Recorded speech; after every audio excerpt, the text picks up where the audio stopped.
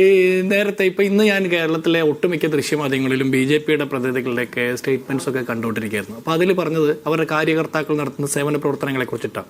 മുൻപും ഈ കാര്യകർത്താക്കൾ എന്നുള്ള വാക്ക് നമ്മൾ കേട്ടിട്ടുണ്ട്. ഇതെന്താ പരിപാടി നോക്കിയാൽ നമ്മളൊക്കെ ആദ്യം വിചാരിച്ച RSS കാര്യകർത്താക്കൾ എന്ന് പറഞ്ഞാൽ ആളുകളെ പോയി ബോംബിട്ട് കൊല്ലുക, അല്ലെങ്കിൽ ആസൂത്രണം ചെയ്ത് കലാപം നടത്തുക, വിദ്വേഷ പ്രചരണം നടത്തുക, അങ്ങനെയൊക്കെ ഉള്ള കാര്യങ്ങളാണ് നമ്മൾ വിചാരിച്ചത്.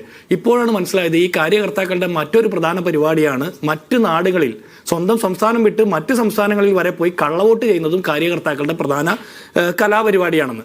ഇവിടെ RSS അശരീരികളും അദൃശ്യരായിട്ടുള്ള മനുഷ്യരെ കൊണ്ട് വോട്ട് ചെയ്ത് കള്ളവോട്ട് ചെയ്ത് നരേന്ദ്രമോദിയെ ജയിപ്പിക്കുന്നു.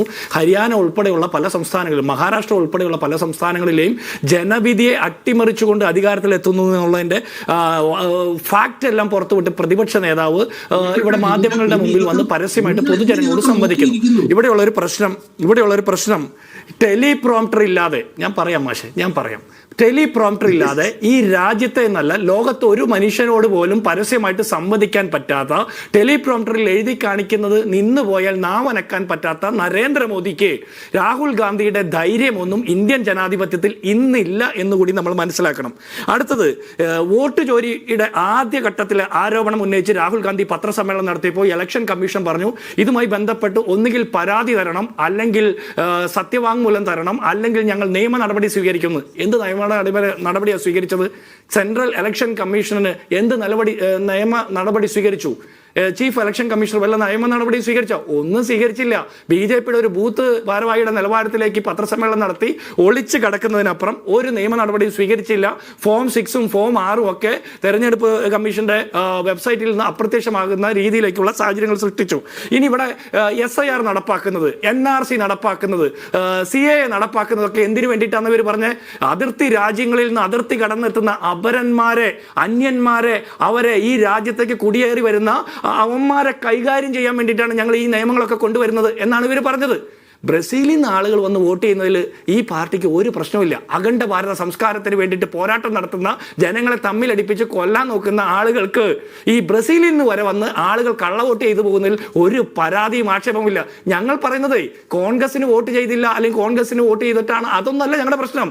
ഈ രാജ്യത്തിന്റെ തെരഞ്ഞെടുപ്പ് സംവിധാനത്തെ അട്ടിമറിച്ചു എന്നുള്ള വ്യക്തമായ രേഖകൾ പുറത്തുവിട്ടിട്ട് BJP-ക്ക്, ഈ രാജ്യത്തെ രാജ്യസ്നേഹികളുടെ മൊത്തം അട്ടിപ്പേർ അവകാശപ്പെടുന്ന BJP-ക്കും RSS-നും എന്തേ ഒരു പരാതിയില്ലാത്തത്?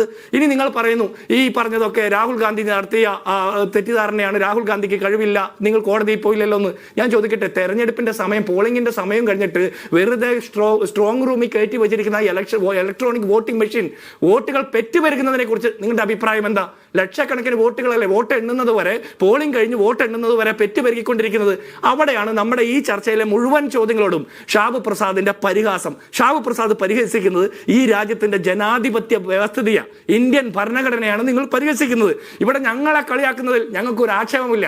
സംഘപരിവാറിനും RSS-നും BJP-ക്കും ഈ കളിയാക്കലും കള്ളവോട്ട് ചെയ്യലും ആളുകളെ തമ്മിലടിപ്പിച്ച് കൊല്ലാക്കൊല ചെയ്യലും കൊള്ളയടിക്കലും അല്ലാതെ വേറൊരു പണിയും അറിയില്ല എന്ന് ഞങ്ങൾക്കറിയാം. ഇവിടെയുള്ള പ്രശ്നം എന്താ?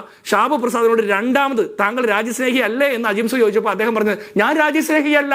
എന്ത് എളുപ്പത്തിലാണ് പറഞ്ഞ് ഒരു RSS-കാരനായിട്ടുള്ള ഒരാൾ പറയും ഞാൻ രാജ്യസ്നേഹിയല്ല. 100% ശരിയാ. 77 വർഷം മുമ്പ് ഇന്ത്യയുടെ രാഷ്ട്രപിതാവ് മഹാത്മാഗാന്ധിയുടെ ഇടനെഞ്ചിലേക്ക് വെടിവെച്ച് കൊന്നവർക്ക് എണ്ണ പകർന്ന കാഞ്ചി വലിച്ച RSS-കാർ രാജ്യദ്രോഹികൾ തന്നെയാ. 100% ശരിയാ. താങ്കൾ അത് അംഗീകരിച്ചെന്നല്ലോ. ഈ രാജ്യത്തിന്റെ ജനാധിപത്യ വ്യവസ്ഥയെ അട്ടിമറിച്ചുകൊണ്ട് നരേന്ദ്രമോദി ഈ തോന്നിവാസം മുഴുവൻ നടത്തുമ്പോഴും താങ്കൾ ഉറച്ചു പറഞ്ഞല്ലോ രാജ്യസ്നേഹി അല്ലെന്ന്.